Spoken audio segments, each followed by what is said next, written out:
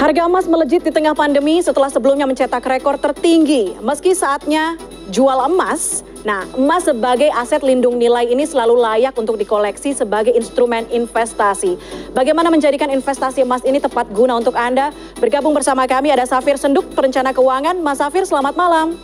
Selamat malam Puspa, selamat malam semuanya. Senang bisa ketemu lagi di sini. Kita juga senang banget. Kita sekarang ngobrolin soal emas ya. Kalau kemarin-kemarin soal utang, soal kredit, sekarang investasi emas nih ya. Nah, Mas Safir, harga emas kan lagi mantul nih ya kalau kata netizen. Naik belakangan sampai akhirnya menyentuh angka 1 juta rupiah per gramnya. Yang kemudian jadi pertanyaan semua orang, apakah ini waktunya jual atau justru lebih baik beli emas? Oke, jadi begini, di industri atau di ilmu perencanaan keuangan itu kami tidak pernah diajarkan untuk berinvestasi karena kita meramal harga itu akan naik. Sebagai contoh misalnya gini, oke, saya meramal harga produk ini akan naik 200.000 nanti bulan depan. Karena itu kita beli sekarang ya, karena ramalan saya nanti pasti harganya akan naik. Itu namanya metode timing ya. Nah, di ilmu perencanaan keuangan kami tidak pernah menyarankan untuk kita berinvestasi dengan metode timing atau meramal berdasarkan ramalan. Kenapa? Karena tidak ada satupun orang yang bisa meramalkan dengan tepat berapa harga satu produk investasi 2 bulan mendatang, 3 bulan mendatang, itu nggak ada. Itu pertama. Yang kedua, meramal emas itu sulit sekali. Kenapa? Karena begini, kalau kita orang awam misalnya, mungkin lebih enak kalau misalnya saham barang konsumsi, asumsinya ekonomi naik atau turun, orang tetap mandi. Kalau mandi mereka pasti pakai sabun dan shampoo, berarti saham barang konsumsi misalnya oke, misalnya. Tetapi pada emas, untuk orang awam gimana meramal harga emas? Sulit sekali gitu ya. Jadi yang bisa dilakukan oleh orang awam adalah orang kebanyakan adalah mereka bisa melihat di masa lalu bahwa emas itu seringkali jarang turun drastis, mungkin tapi jarang sekali turun drastis, turun pelan-pelan mungkin, tapi kalau turun drastis jarang, tetapi seringkali mereka naik drastis setiap kali ada ketidakpastian.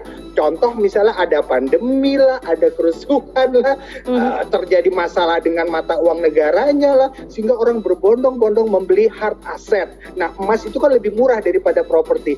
Jadi sekali lagi silakan beli emas kalau memang asumsinya di masa lalu. Jadi pertanyaannya sekarang adalah kalau kita pernah punya emas di masa lalu dan sekarang masih pegang, jual atau tidak? Ini jawaban saya. Kalau kita lagi nggak butuh-butuh amat, biar aja. Itu yang pertama. Yang kedua, saran saya adalah beli aja terus, rutin aja beli. Kenapa? Karena saya percaya dalam jangka panjang dia bisa naik lagi. Tetapi kalau kita butuh uangnya, ya sudah dijual saja nggak apa-apa, mumpung harganya sudah lebih tinggi dibanding kita beli. Jadi sekali lagi, kalau nggak butuh-butuh amat, nggak usah dijual, beli aja lagi, nggak ada masalah saya pikir. Yang penting tergantung kebutuhan ya, sadar dengan kebutuhan sendiri ya Mas Safir. Betul. Oke, Mas Safir, tapi meski harganya lagi tinggi nih, untuk ekonomi rumah tangga khususnya, emas dianggap sebagai investasi yang aman dan layak dimiliki nggak sih?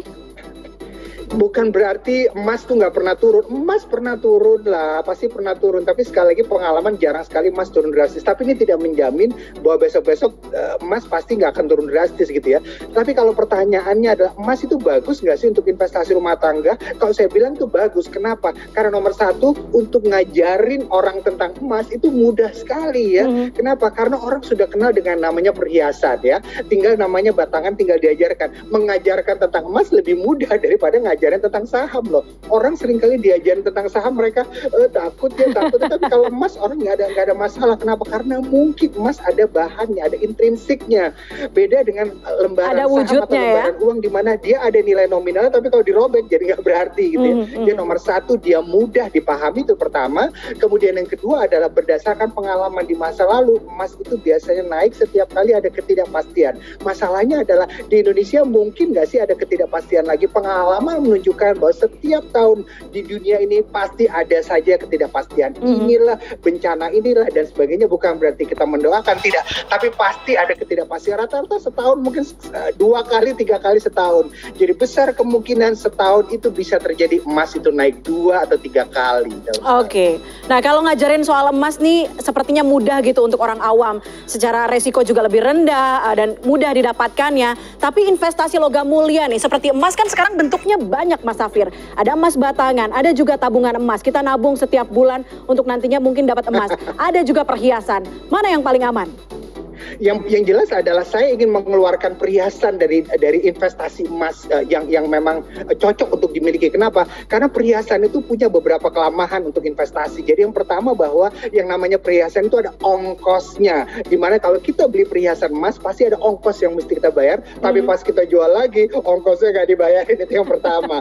Kemudian yang kedua adalah perhiasan emas itu ada campurannya. Sementara emas batangan itu dia murni. Itu yang kedua. Dan yang ketiga adalah perhiasan emas itu ada trennya. Sekarang mungkin modelnya ngetren, 5 tahun mendatang mungkin nggak begitu ngetren lagi. Jadi sekarang pilihannya tinggal dua nih. Kalau nggak emas batangan fisik yang kita bawa pulang, kalau nggak tabungan emas. Nah sebenarnya dua-duanya oke, nggak ada masalah. Bedanya adalah ini dia. Bedanya adalah nomor satu, tidak semua orang nyaman beli emas fisik untuk dibawa pulang ke rumah. Walaupun kenapa? Karena mereka pikir, aduh ntar simpen di mana ya emas batangannya, takut hilang seperti itu ya. Mereka bisa pertimbangkan tabungan emas yang pertama. Cuma masalahnya adalah tabungan emas juga punya kelebihan dibanding emas fisik, di mana emas fisik kita seringkali harus punya uang minimal 1 gram atau mungkin setengah gram.